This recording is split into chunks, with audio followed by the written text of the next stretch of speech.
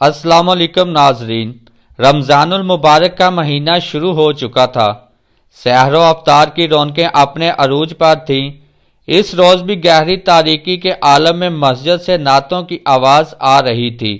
کچھ ہی دیر میں سحری کا وقت ہوا چاہتا ہے۔ اس گہری تاریکی میں ایک شخص گلیوں میں دبے قدموں چلتا ایک ایک گھر کا جائزہ لے رہا تھا۔ یہ شخص سلطان صلاح الدین ایوبی تھے، جو رات کے وقت بھیس بدل کر اپنی رعایا کا حال دریافت کر رہے تھے۔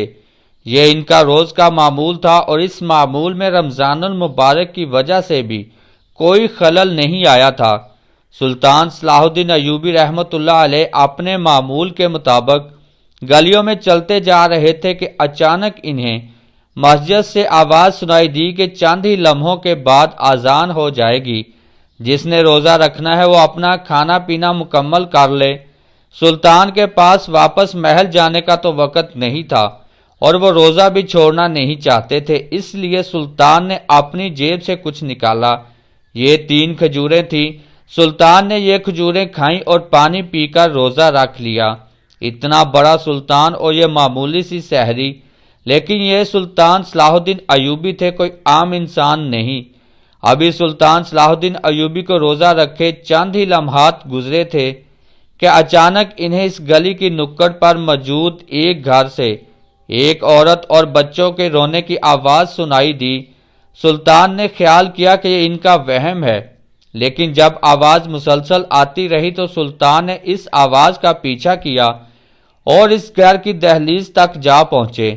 گھر کے اندر سے چھوٹے بچوں اور ایک جوان عورت کے رونے کی آواز آ رہی تھی۔ سلطان نے یہ خیال کیا کہ ہو سکتا ہے کہ گھر میں کھانے پینے کو کچھ نہ ہو، جس کی وجہ سے اس کے چھوٹے بچے بھوک کی حالت میں رو رہے ہیں۔ لیکن سلطان نے بغور جب مکان کا ظاہری حالت دیکھی تو انہیں اپنا خیال بدلنا پڑا۔ مکان باہر سے کسی اچھے آدمی کا محسوس ہوتا تھا۔ سلطان نے فیصلہ کیا کہ رات کے اس پہر ایک جوان عورت کے گھر میں دستک دینا مناسب نہیں ہے، وہ بھی اس صورت میں جب کہ وہ اکیلے ہیں۔ انہوں اس معاملے کو صبح کے لیے چھوڑا۔ مسجد سے فجر کی اذان بلند ہو رہی تھی۔ سلطان جلد مسجد کی جانب روانہ ہو گئے، لیکن ان کے ذہن میں عورت اور بچوں کے رونے کی آوازیں گڑ گڑ کر رہی تھی۔ جیسے ہی صبح کا جالا نمودار ہوا، سلطان نے اپنے ساتھ کچھ سپاہیوں کو لیا اور اس عورت کے گھر کی جانب روانہ ہو گئے۔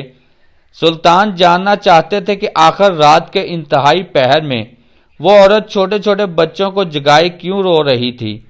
سلطان کے سپاہی بھی سلطان کے ساتھ تھے، اس مشن میں شریک تھے۔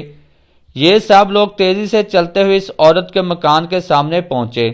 دن کے اجالے میں بھی اس مکان کی ویرانی دور سے دیکھی جا سکتی تھی۔ سلطان نے دروازہ بجایا اور کچھ دیر بعد ایک جوان عورت کی آواز سنائی دی۔ وہ پوچھ رہی تھی کہ دروازے کے باہر کون ہے۔ سلطان جلد از جلد اپنی الجھن کا راز پا لینا چاہتے تھے، اس لیے سلطان نے سوچا کہ اگر وہ اپنا اصل تعارف کرواتے ہیں تو کہیں اندر موجود عورت گھبرا نہ جائے کہ ایک سربراہ سلطنت اس کے دروازے پر کیسے آ گیا۔ اس لیے سلطان نے سوچا کہ انہیں اپنا تعارف چھپا لینا چاہیے۔ سلطان نے اس عورت سے کہا کہ وہ اس ملک کی فوج کے سربراہ ہیں اور اپنے حاکم کے حکم پر کچھ تفتیش کرنے کے لیے اس کے گھر آئے ہیں۔ سلطان نے عورت کو کہا کہ وہ پردہ کر لے اور دروازہ کھول کر سائیڈ پر ہو جائے۔ عورت نے جلدی سے خود کو چادر میں ڈھانپا اور دروازہ کھول کر خود دروازے کی اوٹ میں ہو گئی۔ سلطان صلاح الدین ایوبی اور ان کے ساتھ سپاہی گھر کے اندر داخل ہو گئے۔ جیسے ہی سلطان گھر کے اندر داخل ہوئے، ایک عجیب سی فضا نے ان کا استقبال کیا۔ سلطان چونک گئے، وہ اس فضا سے اچھے طریقے سے واقف تھے۔ وقت ضائع کیے بغیر سلطان نے عورت سے پوچھا کہ انہیں اطلاع ملی تھی کہ رات کے وقت وہ اور اس کے بچے گھر کے اندر رو رہے تھے، آخر اس کی کیا وجہ تھی؟ عورت نے جب یہ سنا تو وہ پھر سے رونے لگی اور کہنے لگی کہ کچھ عرصہ پہلے ایک امیر آدمی نے اس سے شادی کی تھی۔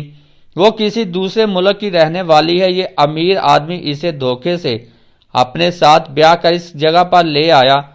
شروع میں تو اس کا رویہ اس عورت کے ساتھ اچھا تھا، لیکن وقت گزرنے کے ساتھ ساتھ وہ امیر انسان گھر میں توجہ، پیسہ اور وقت دینا بھول گیا۔ آج بھی اس انسان کو کئی روز گزر چکے ہیں اور وہ گھر نہیں آیا۔ گھر میں چھوٹے چھوٹے بچے موجود تھے جن کے پاس کھانے کے لیے کچھ نہیں تھا۔ یہی وجہ تھی کہ وہ رات کے پہر رو رہے تھے اور اپنے باپ کو یاد کر رہے تھے۔ جو اس عورت نے یہ ساری بات سلطان کو بتائی تو سلطان کو افسوس ہوا کہ انہیں رات میں ہی کچھ کھانے کا بندوبست کر دینا چاہیے تھا۔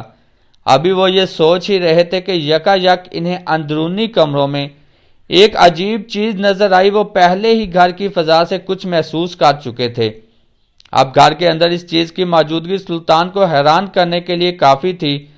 سلطان نے دیکھا کہ اس کے سپاہیوں نے اس بات کو نوٹ نہیں کیا کہ سلطان کیا دیکھ کر چونک گئے تھے۔ سلطان نے کہا اگر وہ عورت مناسب سمجھے تو وہ اس کے گھر کے اندر تشریف لے جا کر دیکھنا چاہتے ہیں۔ عورت نے انہیں اجازت دے دی۔ سلطان اور اس کے سپاہی گھر کے اندرونی حصے کی جانب بڑھ گئے اور جیسے ہی سلطان نے گھر کے اندرونی حصے میں قدم رکھا سلطان کا شک یقین میں بدل گیا۔ سلطان نے وہاں جو کچھ دیکھا اس نے سلطان کا ذہن بدل کر رکھ دیا۔ کچھ دیر پہلے سلطان جس عورت کو مظلوم خیال کر رہے تھے سلطان کو یکدم اس کی اصلیت پتہ چل گئی۔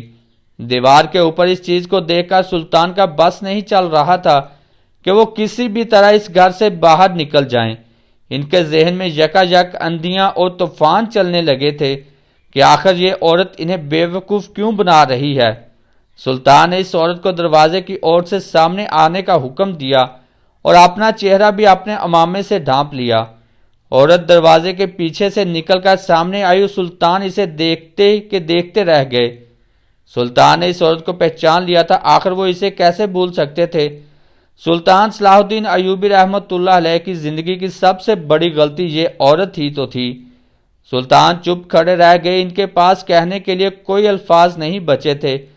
وہ خاموشی سے اس عورت کے گھر سے باہر نکل گئے اور سپاہیوں کو حکم دیا کہ اس عورت کے گھر کچھ کھانے پینے کی چیزیں بھیجی جائیں۔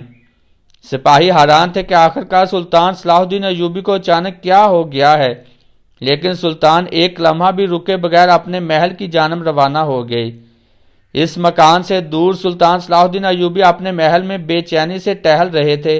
آج سلطنت میں اس عورت کی موجودگی نے انہیں بے حد پریشان کر دیا تھا، اور پریشان کیوں نہ ہوتے، اس عورت کا ان کی زندگی میں ایک وقت میں گہرا عمل دخل رہا تھا۔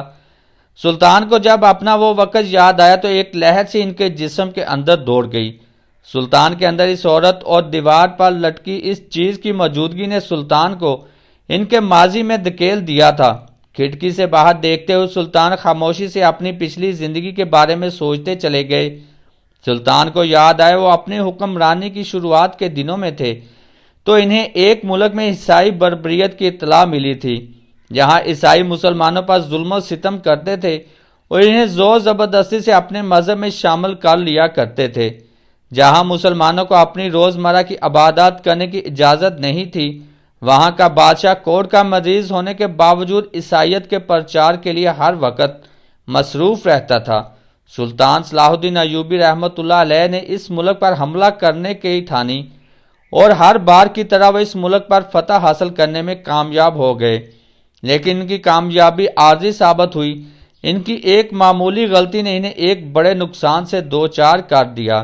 جنگ کا اصول ہے کہ ہار جانے والے ملک کا سامان اور قیدی فتح حاصل کرنے والے ملک کی ملکیت ہوتے ہیں۔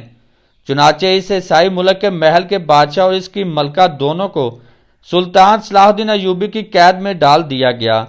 عیسائی بادشاہ تو چند ہی دنوں میں وفات پا گیا، لیکن ملکہ بے حد شاطر تھی۔ اس نے سلطان صلاح الدین ایوبی کو پیغام بھجوایا کہ وہ ان سے ملنا چاہتی ہے۔ چنانچہ سلطان صلاح الدین ایوبی نے ملکہ کو اپنے دربار خاص میں بلا بھیجا۔ جس وقت یہ ملکہ سلطان کے محل میں پہنچی وہ جانتی تھی کہ اسے اپنی چال کیسے چلنی ہے۔ وہ بیٹھے بٹھائے اس ملک کی ملکہ سے ایک قیدی بن گئی تھی اور یہ بات اسے کسی طور پر بھی ہضم نہیں ہو رہی تھی۔ اس کے چال چلن اور طریقے خطرناک تھے۔ وہ حسن میں یکتا تھی اور طاقت کے کھیل سے بھی واقف تھی۔ یہی وجہ تھی کہ وہ جانتی تھی کہ اس ہاری ہوئی بازی کو وہ اپنے حق میں پلٹ سکتی ہے، بس اسے اپنے عورت ہونے کا فائدہ اٹھانا چاہیے۔ سلطان صلاح الدین ایوبی میں اس عورت کا انتظار صرف اس وجہ سے کر رہے تھے کیونکہ وہ ان کی قیدی تھی اور سلطان کا وتیرہ تھا کہ وہ اپنے قیدیوں کے ساتھ اچھا سلوک کرتے تھے۔ سلطان یہ جانے بغیر اسے ملنے کا عندیہ دے بیٹھے تھے کہ یہ ان کی زندگی کی سب سے بڑی غلطی ثابت ہونے والی ہے۔ عیسائی ملک علیسا سلطان کے سامنے پہنچی۔ سلطان نے جب اس کی خوبصورتی کو دیکھا تو حیران رہ گئے۔ اس نے اپنے بال مردوں کی طرح کاٹ رکھے تھے۔ سلطان نے اس سے پوچھا کہ آخر اس کے اس مردانہ وضاقطع کی وجہ کیا ہے۔ ناظرین، اس کہانی کا دوسرا حصہ آپ کو ہماری اگلی ویڈیو میں ملے گا۔ اگر ویڈیو پسند آئی تو اسے لائک، شیئر اور ہمارے چینل کو سبسکرائب کرنا نہ بھولیے گا۔ شکریہ۔